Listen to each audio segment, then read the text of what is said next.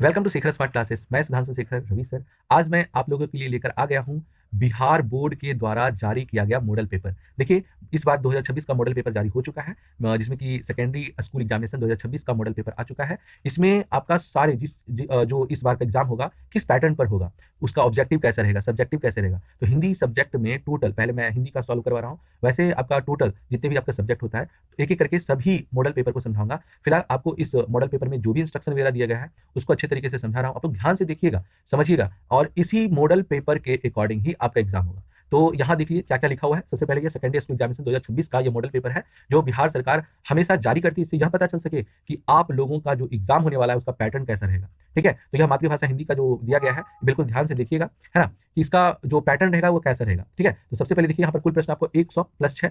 तो ये 106 क्यों लिखा गया है? क्योंकि ये 100 जो है आपका ऑब्जेक्टिव प्रश्न है और 6 जो आपका सब्जेक्टिव है, जिसमें कि आपको अलग अलग तरह के प्रश्न मिलेंगे। ठीक है, दूसरा इंस्ट्रक्शन है, आपको इसको 3 घंटा जो पूरा प्रश्न मिलेगा उसको सॉल्व करने के लिए आपको 3 आवर्स एंड 50 मिनट्स मिलेंगे, है ना। 3 घंटा 15 मिनट आपको टोटल मिलेंगे। कुल मुद्रित पृष्ठ अगर देखा जाए पेज की संख्या, टोटल आपको 26 पेज मिलेगा। अगर बाय चांस इसलिए ये सब लिख देता है कि गलती से कभी अगर किसी का पेज 2-3 फट गया, बीच से कुछ हट गया, तो कहीं ना कहीं इसका क्लेम ब्लेम अब तो खुद देख लीजिएगा ना, यहाँ पर कितने पेजेस हैं, इस चीज को भी मेंशन कर दिया जाता है। और यह है पूर्णांक जो कितने मार्क्स का होगा, इस चीज को एकदम बिल्कुल बारीकी से देख लीजिएगा। अब आते नीचे इंस्ट्रक्शन, क्योंकि ये इंस्ट्रक्शन पढ़ना अनिवार्य है। अगर पढ़े हैं तो ठीक है, इसको आप स्किप कर दीजिएगा, नहीं तो इसको ध्यान से सुनिएगा कि क्या इंस्ट्रक्शन है, क्योंकि इंस्ट्रक्शन बहुत ही इंपॉर्टेंट होता है। बिना इंस्ट्रक्शन का आप थोड़ा सा मेहनत ज्यादा कर लीजिएगा, मार्क्स कम आएगा। इंस्ट्रक्शन पढ़ने के बाद आपका करेक्ट से करेक्ट आंसर दे सकते हैं। ठीक है, तो ध्यान से सुनिएगा, समझिएगा। तो यहाँ पर देखिए बताने वाले हैं इंस्ट्रक्शन। लिखा हुआ है परीक्षार्थी के लिए निर्देश, जो एग्जाम दे रहे हैं उसके लिए कुछ निर्देश दिया गया। जैसे परीक्षार्थी OMR उत्तर जो पत्रक है पर अपना प्रश्न पुस्तिका क्रमांक 10 अंकों का अवश्य लिखें। देखिए, OMR जो सीट आपको मिलेगा जिसमें कि आपको ऑप्शन रहता है फिल कलर करने के लिए, है ना। तो आप जब जिसमें जिसमें ऑप्शन रहता है जिसमें कलर कीजिएगा जो ऑब्जेक्टिव फिल करने के लिए, उस OMR में कैसे पता चलेगा कि आपका है? तो सभी का तो एक जैसा रहता है। तो ये जो 10 अंक का जो आपका प्रश्न पुस्तिका क्रमांक जो रहता है, अगर नहीं फिल करिएगा तो कैसे अटैच होगा कि ये आप ही का ये पेज है ना। इसलिए इसको मत भूलिएगा, बना दीजिएगा पूरा। मान लीजिए 50 का 50 आपका सही हो जाए, ठीक है, लेकिन उस पर ये नहीं लिखिएगा तो आपका क्या होगा, सारा बेकार हो जाएगा। इसलिए इस बात का विशेष ध्यान रखिएगा। दूसरा आते हैं, परीक्षार्थी यथासंभव अपने शब्दों में उत्तर दे। जब सब्जेक्टिव बनाइएगा तो उसका जितना भी हो सके कोशिश करना है कि अपने लैंग्वेज में, है ना। अपने लैंग्वेज का मतलब नहीं कि हेरे और हेगे करके लिख दीजिएगा। कहने का मतलब हुआ कि कोशिश करना है कि अपने शब्दों में ऐसा लगना चाहिए कि वह आपके द्वारा अपने शब्दों में लिखा गया है। ठीक है, तीसरा इंस्ट्रक्शन है कि दाहिनी ओर हाशिए पर दिए हुए अंक पूर्णांक निर्दिष्ट करते हैं। कहने का मतलब हुआ, नीचे आते हैं, देखिए समझाते हैं आपको, है ना, कि ये क्या इंस्ट्रक्शन है। तो देखिए इसमें क्या है, इसका मतलब समझिएगा। देखिए यहाँ पर क्या है, जैसे 50 प्रश्न है और यह एक एक मार्क्स का है, तो 50 गुना 1 मतलब 50 मार्क्स का, मतलब टोटल जो है 50। ये लिखा हुआ 50, आपको 50 प्रश्नों का जब जवाब दीजिएगा उसके अकॉर्डिंग, वैसे इसमें ओरिजिनल ऑब्जेक्टिव में 100 है, 100 ऑब्जेक्टिव है, इसमें आपको बनाने हैं 50 बनाने हैं। 50 इंटू 1 मतलब एक एक मार्क्स का रहेगा और आपको टोटल मिलेंगे 50 अंक। ठीक है, तो वही लिखा हुआ कि दाहिने हाशिए, मतलब ये साइड का दाहिना कहते हैं, तो दाहिने हाशिए पर आपका अंक लिखा रहेगा, जिससे कि आपको यह पता चल सकेगा कि कौन से प्रश्न का कितना मार्क्स है। ठीक है, चलिए नेक्स्ट आते हैं। प्रश्नों को ध्यानपूर्वक पढ़ने के लिए परीक्षार्थियों को 15 मिनट का अतिरिक्त समय दिया गया है। तो ये आपको 15 मिनट, जो यहाँ पर देखिए आपको प्रश्न जो है 15 मिनट एक्स्ट्रा दिया गया था, किस लिए? तो आपको प्रश्न पढ़ने के लिए। ओरिजिनल में आपको 3 घंटा का समय दिया गया बनाने के लिए, लेकिन कहीं ना कहीं उसमें आपको 15 मिनट पढ़ने के लिए दिया गया। तो आप पढ़िएगा प्रश्न को ध्यानपूर्वक, है ना। चलिए नेक्स्ट है, यह प्रश्न पुस्तिका 2 खंडों में है, खंड अ और खंड एवं खंड ब। तो खंड अ में ऑब्जेक्टिव है आपका और खंड ब में सब्जेक्टिव है, जो कि अलग अलग तरीके से उसमें प्रश्न है। खंड अ में 100 वस्तुनिष्ठ प्रश्न है, जिनमें से किन्हीं 50 प्रश्नों का उत्तर देना अनिवार्य। देखिए 100 प्रश्न दिया है, ठीक है, 100 प्रश्न दिया है, तो 100 में 100 नहीं बनाना है, उसमें से जो आपको 50 आते हैं या आपको पूरा आता है फिर भी आपको 50 ही बनाना है। इस बात का विशेष ध्यान रखिएगा, 50 बनाना है ना, बाकी नहीं बनाना है। क्योंकि अगर आप एक्स्ट्रा बना भी देते हैं, मान लिया आपका 50 पूरा गया है 75 पर, और उसके बाद भी अगर आपका आगे बढ़ता चला जाएगा, तो जैसे मान लिया 78 तक बना दिए, तो शुरू का जो 50 तक जहां पूरेगा वहां के बाद आपका मार्किंग किया जाएगा, उसका अन्यथा नहीं तो आपका उसका मार्किंग नहीं होगा। 50 से अधिक प्रश्नों के उत्तर देने पर प्रथम 50 उत्तरों का ही मूल्यांकन किया जाएगा। प्रत्येक प्रश्न के लिए 1 अंक निर्धारित है, किसके लिए? ऑब्जेक्टिव के लिए। ठीक है, सही उत्तर को उपलब्ध कराए गए OMR उत्तर पत्रक में दिए गए सही विकल्प को नीले काले बॉल पेन से प्रगाढ़ करें, मतलब उसको रंगे। ठीक है, नीला पेन होना चाहिए तो काला पेन होना चाहिए, इसके अलावा रेड और ग्रीन और ये सब मत ले जाइएगा। ठीक है, ये आपको यहाँ इंस्ट्रक्शन में लिखा है, आप नीला या काला पेन का इस्तेमाल कर सकते हो। वो भी कौन सा? Ball pen. बॉल पेन किसको कहते हैं? जिसको कि देखिएगा लीड जो होता है रिफिल होता है, उसके ऊपर भी देखिएगा कुछ लिक्विड टाइप का होता है जो जेल टाइप का रहता है, तो वो जेल पेन नहीं यूज करना है, इस बात का ध्यान रखिएगा, है ना। बॉल पेन मतलब जो नॉर्मल चलने वाला पेन होता है उससे आपको करना है। ठीक है, इस बात का विशेष ध्यान रखिएगा। किसी भी प्रकार के व्हाइटनर, तरल पदार्थ, ब्लेड, नाखून आदि का OMR उत्तर पुस्तिका में प्रयोग करना मना है, अन्यथा परीक्षा परिणाम अमान्य होगा। बहुत सारे ऐसे बच्चे होते हैं जो कि व्हाइटनर ले जाते हैं, तरल पदार्थ ले जाते हैं, या फिर नहीं मिलता है, तो कहीं ना कहीं ये नहीं करना है। इस बात का विशेष ध्यान रखना है कि कभी भी आपको व्हाइटनर का, तरल पदार्थ, ब्लेड, नाखून, ये सब का इस्तेमाल नहीं करना है OMR पर।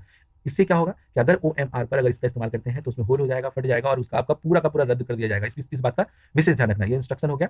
नेक्स्ट है, इसमें खंड ब में 6 विषयनिष्ठ प्रश्न है। तो ब वाला जो प्रश्न है 6 प्रश्न दिया गया, उसको अपने तरीके से बनाना है। ठीक है। 8वां इंस्ट्रक्शन है, किसी प्रकार के इलेक्ट्रॉनिक उपकरण का प्रयोग पूर्णतः वर्जित। इस इंस्ट्रक्शन को भी ध्यान रखिएगा। बहुत सारे ऐसे बच्चे ऐसा होते हैं, वो क्या करते हैं कि जो इलेक्ट्रॉनिक उपकरण है उसको लेके चले जाते हैं, जैसे बर्ड्स हो गया या फिर इलेक्ट्रॉनिक वॉच हो गया, तो ये सब नहीं लेके जाना, इस बात का विशेष ध्यान रखना है। अब आते हैं प्रश्न को, ध्यान से सुनिएगा, है ना। तो पूरा प्रश्न को कवर करना मुश्किल हो सकता है, मे भी पहले देखते हैं, अगर नहीं होगा तो इसको 2 पार्ट में बांट दिया जाएगा, है ना। आप पहला पार्ट देख लीजिएगा, फिर दूसरा पार्ट को। चलिए, पहला जो खंड अ में है, तो खंड अ में जो आपको टोटल प्रश्न कितने वस्तुनिष्ठ प्रश्न इसमें हम बताते जाते हैं।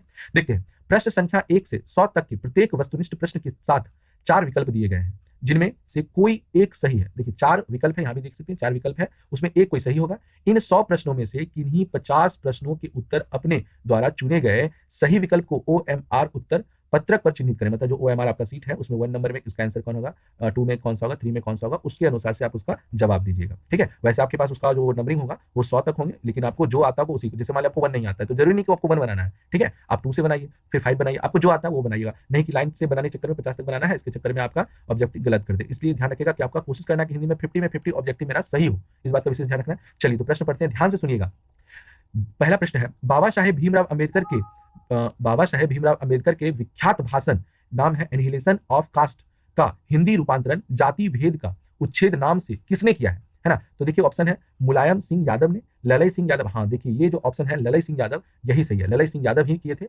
तो चलिए दूसरा प्रश्न, बाबा साहेब भीमराव अंबेडकर के अनुसार जाति प्रथा कैसी प्रथा है। तो देखिए जाति प्रथा जो है ये गंभीर दोषों से युक्त है ना। अगर देखा जाए कि ये जो है ना जाति प्रथा है, ये दोष ही दोष है इसमें, है ना। और कहीं ना कहीं जाति विभेद जो है बहुत ही खराब है। नेक्स्ट आते हैं प्रश्न, गुरु नानक ने किस प्रकार की भक्ति का प्रचार किया है ना। अगर देखा जाए ये तो निर्गुण ब्रह्म की भक्ति है ना, तो निर्गुण ब्रह्म की भक्ति का ये प्रचार किए थे। नेक्स्ट प्रश्न आते हैं, संत कवि गुरु नानक गुरु की कृपा प्राप्त कर किसके साथ एकाकार होने की प्रेरणा देते हैं। तो देखा जाए तो संत कवि जो है वो किसके साथ, तो गोविंद का मतलब होता है ईश्वर के साथ, है ना। नेक्स्ट प्रश्न आते हैं 5वां नंबर, दही वाली मगम्मा शीर्षक कहानी का कन्नड़ भाषा से हिंदी में अनुवाद किसने किया था। तो इनको जो था ना दही वाली मगम्मा, ये कन्नड़ भाषा से पहले क्योंकि कन्नड़ भाषा में था, तो इसको हिंदी में रूपांतरण किसने किया था, तो BR नारायण ने। इसको ध्यान रखिएगा, कौन थे, BR नारायण। इसको ध्यान रखिएगा, BR नारायण कौन थे, BR नारायण। चलिए नेक्स्ट प्रश्न है 6ठा नंबर, दही वाली मगम्मा से कर्ज किसने मांगा था। तो देखिए रगम्पा, ये जो है ना थोड़ा सा ये पियाक था, है ना, उस कहानी में, और इसका अलग ही रोल था। तो कहानी को पढ़िएगा, काफी बहुत अच्छा कहानी था, अच्छा लगा पढ़ाने में भी,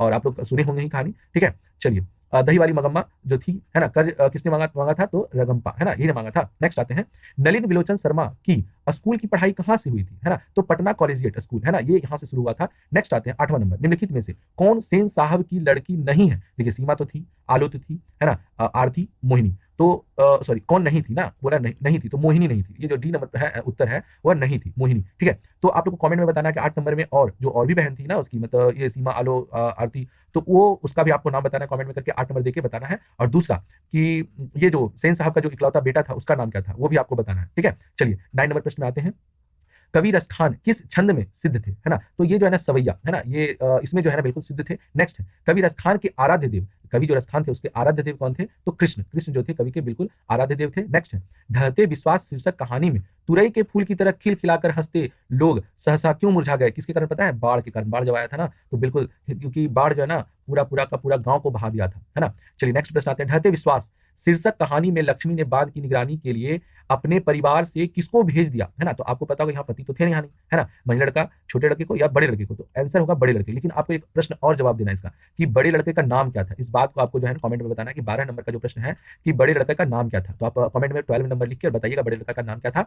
चलिए नेक्स्ट, मैक्स मुलर ने महारानी विक्टोरिया द्वारा प्रदान की गई किस उपाधि को अस्वीकार कर दिया था, तो उनको नाइट, है ना, सर नाइट का उपाधि मिला था, उसको अस्वीकार कर दिया था। मैक्स मुलर के अनुसार यूरोप में प्रचलित कहावतों और दंत कथाओं का प्रमुख स्रोत किस धर्म को माना जाता है, तो देखिए हिंदू धर्म में ही है जो ऐसा है कि दंत कथा और प्रचलित कहावत जो है यहाँ से ही गया है ना। नेक्स्ट है, निम्नलिखित में से कौन प्रेम की पीर के कवि है, प्रेम की पीर के कवि अगर देखा जाए तो घनानंद जो है ये प्रेम के पीर कवि है ना। नेक्स्ट है 16 नंबर, कवि घनानंद अपने आंसुओं को कहां पूछना चाहते हैं, है ना, अगर देखा जाए तो इस प्रश्न में क्या बोला जा रहा है कि कवि घनानंद अपने आंसुओं को कहां पहुंचाना चाहते हैं, है ना, तो वो कहां पहुंचाना है, प्रेमिका सुजान के आंगन में। इसका जवाब बी नंबर सही होगा, प्रेमिका सुजान के आंगन में। 17 नंबर आते हैं, ईश्वर पेटलिकर किस भाषा के लोकप्रिय कथाकार है ना, ईश्वर पेटलिकर जो थे वह कौन से थे, गुजराती के। ठीक है।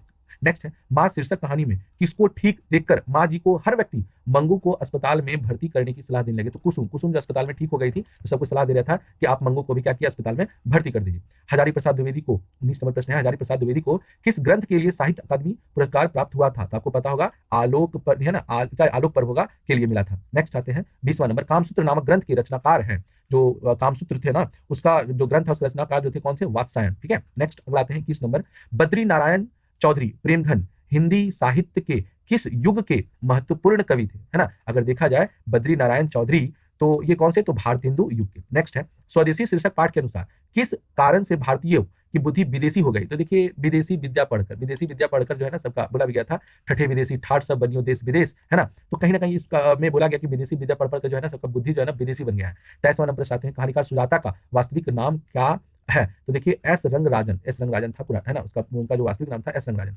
नगर शीर्षक कहानी में वल्ली अम्माल अपनी लड़की पंपाती को के साथ मदुरै स्थित बड़े अस्पताल के किस विभाग के बाहर बरामदे में बैठी प्रतीक्षा करी थी? तो देखिए इस प्रश्न में बाल रोग विभाग के नहीं, गलत, प्रसूति एवं स्त्री, हाँ बिल्कुल प्रसूति एवं स्त्री रोग विभाग के, है ना, बाहर में प्रतीक्षा करी थी। नेक्स्ट आते हैं, नागरी लिपि शीर्षक पाठ के लेखक हैं, इसके जो लेखक थे, है ना, ये कौन थे? तो पहला ऑप्शन है यतीन्द्र मिश्र, गुनाकर मुले, रामविलास शर्मा या पंडित बिरजू महाराज, है ना। तो इसका सही जवाब क्या होगा? पंडित बिरजू महाराज।